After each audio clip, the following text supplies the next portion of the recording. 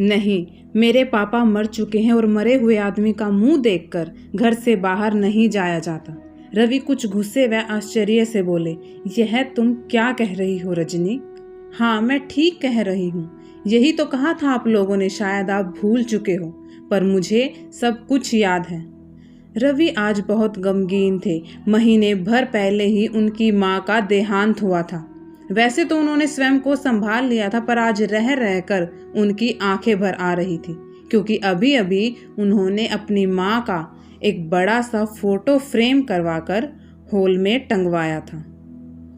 हाँ, मैं ठीक कह रही हूँ।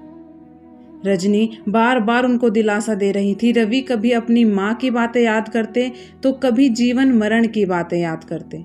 अचानक रवि ने पूछा, रजनी, तुम्हारे भी पापा तो गुजर गए हैं, तुम उनका भी फोटो क्यों नहीं देती? मैं फ्रेम कराकर यहीं टंगवा दूंगा। रजनी का लहजा अचानक बदल गया।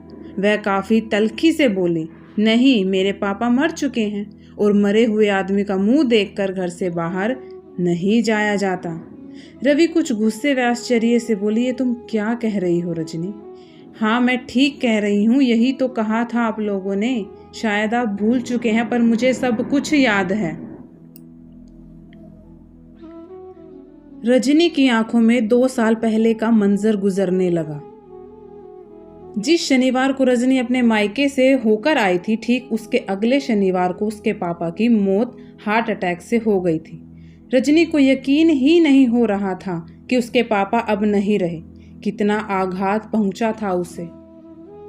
अंत्येष्टि से वापस आते समय पिता की एक फोटो वह अपने साथ ले आई थी, जिसे फ्रेम कराकर वह उसी जगह पर टांग रही थी जहां आज रवि की मां की फोटो लगी है। पर पापा की फोटो टांगते देखकर सासू माँ काफी तल्खी से बोली, ये क्या कर रही हो बहू? आते जाते मरे हुए आदमी का मुंह ही देखना पड़ेगा, यहाँ मत टांगो। रजनी सहम सी गई। उसने कहा, मैं अपने बेडरूम में लगा देती हूँ। नहीं, सोकर उठते ही सबसे पहले मरे हुए आदमी का ही दर्शन होगा। सासू माँ ने फिर सख्ती से कहा। रजनी के तन बदन में आग सी लग गई। उसने भी पलटकर जवाब दिया, माँ जी, यहाँ कोई अजर अमर होने नहीं आया है, सभी को एक ना एक दिन मरना ही है। माँ से जुबान क्यों लड़ा रही हो? जब माँ मना कर रही है तो मत करो। रवि उस पर चिल्लाते हुए बोला। माता पिता के भक्त बेटे से सही बात पर भी उसका साथ देने की उम्मीद उसने छोड़ दी थी। फिर पापा की बातें भी उसे याद आई। घर की शांति के लिए कभी कभी समझौता करके चुप रहना ही उचित है, क्योंकि इससे विवाद नहीं बढ़ता, और वह मौन रह गई थी।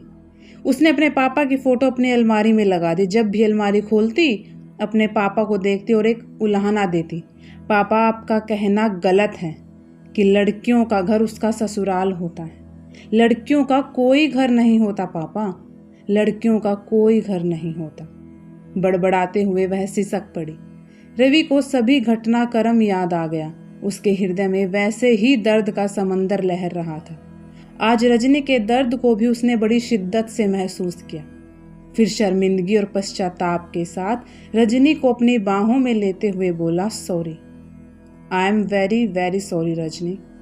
मैं आज ही पापा का भी फोटो यहाँ लगवाऊंगा।